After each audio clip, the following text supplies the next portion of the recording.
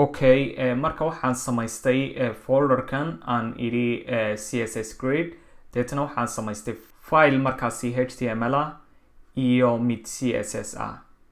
waan isku xiriiriyay markaas uu ku xiriirsan yahay waa kan filekaygu marka waxaynu ugu horeyn samayn doonaa waxaynu haysanay markaasi 4 box haddaynu div samayno oo nidhaano class name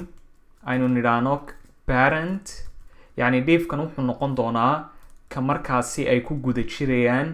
4 boxi parent baan markaa u bixiyay marka kadib baan samaynayaa hadda boxyadii marka waxaan odhanayaa class box 1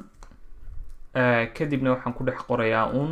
box 1 si aynu markaasi u aragno inuu box 1 yahay okay intan markaa inoo copy garee 3 jeer 1 2 3 halkan baan markaa ku bedelayaa box 2 3 halkan horta bedel iyadana qoraalka 4 halkan iyadana markaasi ka dhig 4 marka hadda waxaynu samaysanay 4 box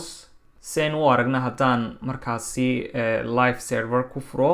waa kuwan markaasi hadda wax ma garanaysaa style ma laha okay marka CSS taynaynu tegaynaa haddii aynu ugu horeyn nidhaano parent yani waa divka markaasi haya 4 box haddaynu nidhaano background red yani waa divka haya markaa dhammaan 4 box uma baahnin markaa colorka just waxaan hubinayay inay CSS teedu ku xiriirsantahay sidoo kale waxaan doonaynaa ku tuso yani cabirka meesha uu ku fadhiyo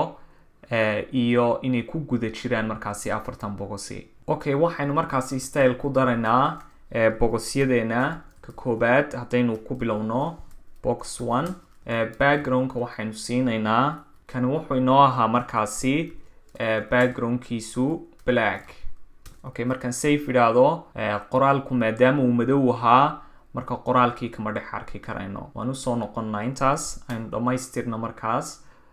boxyadan iyo kalaradooda halkan waa box 2 backgroundkiisuna kan waxa weeyaan markaasi #a6a6a6 okay haddaynu intan copyno 2 jeer oo kale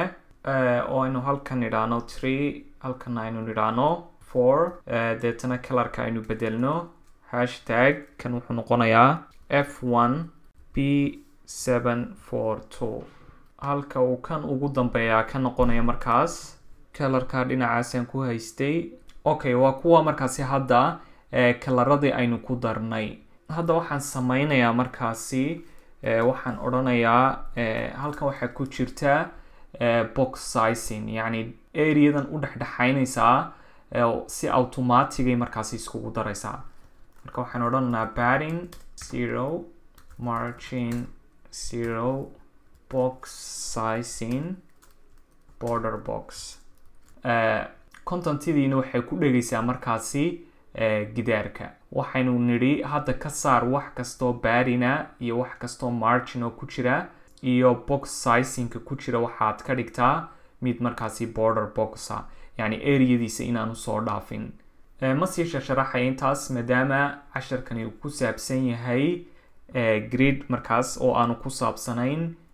CSS ta kale colorka contentigana waxaan ka dhigayaa markaasi #ff oo white ah markaas si qoraalku u noqdo mid white ah